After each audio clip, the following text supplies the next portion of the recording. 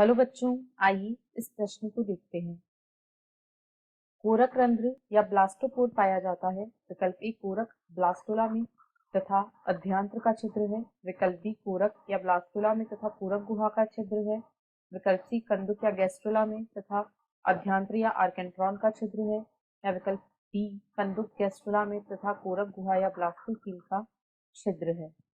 इस प्रश्न की जो मुख्य अवधारणा है वह है कोरक रंध्र। कोरक रंध्र जिसे ब्लास्टोपोर भी कहा जाता है।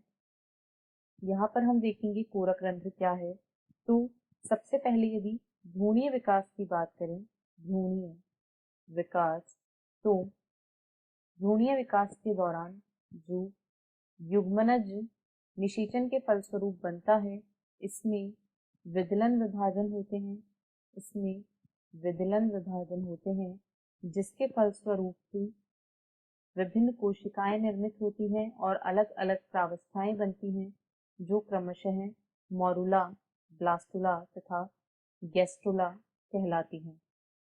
ये मॉरूला, ब्लास्टुला तथा गैस्ट्रुला कहलाती है।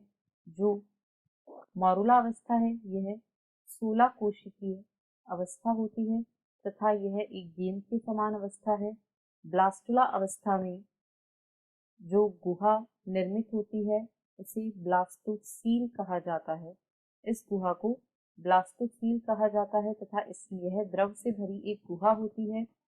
जब ब्लास्टुला से गैस्ट्रुला का निर्माण होता है तो इसे गैस्ट्रुलेशन अथवा गैस्ट्रुला भवन कहा जाता है। इस प्रक्रिया को गैस्ट्रुला भवन कहा जाता है और इसके दौरान कई अहम बदलाव होते हैं। यहाँ पर जो ब्लास्टोसील होती है उसे आर्केंट्रॉन द्वारा प्रतिस्थापित कर दिया जाता है। इसे आर्केंट्रॉन अथवा अध्यंत्र के द्वारा प्रतिस्थापित कर दिया जाता है तथा इस आर्केंट्रॉन का जो छिद्र होता है उसे कोरक रंध्र या ब्लास्टोपोर कहा जाता है। यहाँ पर अध्यंत्र अथवा आर्केंट्रॉन जो होती है यह ब्लास्टोसील को प्रतिस्थापित करती है। अतः आर्केंट्रॉन का जो छिद्र होता है वह कोरक रंध्र होता है। तो यदि विकल्पों को देखें तो विकल्प सी इस प्रश्न का सही उत्तर है। यह गैस्ट्रुला में पाया जाता है तथा अध्यंत्र का छिद्र होता है। यह ब्लास्टुला में नहीं पाया जाता है और ना ही यह ब्लास्टोसील का छिद्र है। अतः ये तीनों विकल्प गलत हैं। आशा है आपको प्रश्न समझ आया होगा। धन्यवाद।